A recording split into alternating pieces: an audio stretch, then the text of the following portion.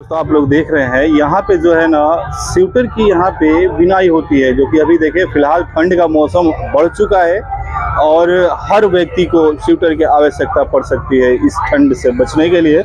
आप लोग देख रहे हैं जो हाथ का जो नेचुरल जो कलाकारी है, जैसा डिजाइन आप लोग खोजेंगे वैसा डिजाइन यहाँ पे मिलने वाला है सोनपुर मेले में। आप लोग देख रहे हैं कहते हैं ना कि घर की महिलाएं अगर एक स्वेटर बिनने की अगर लगा दिया जाए ना तो कम से कम 10 से 15 दिन लगा देती है, लेकिन यहाँ पे हैंड टू हैंड हाथों हाथ यहाँ पे बन के और एकदम नेचुरल तरीके से आप लोग को यहाँ पे स्वेटर मिलने वाला है। तो चलिए इस मशीन से हम देखते हैं कैसे स्वेटर की बुनाई होती है।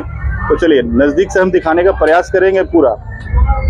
आप लोग ये लाइव देख रहे हैं सोनपुर मेले का, यहाँ पे अद्भुत यहाँ पे कलाकारी जो होती है ना, यहाँ पे हर तरीका के यहाँ पे बहुत कुछ देखने को मिला था और बारी बारी से मैं दिखाते रहूंगा। देखिए कैसे स्वेटर की यहाँ पे बुनाई हो रही है।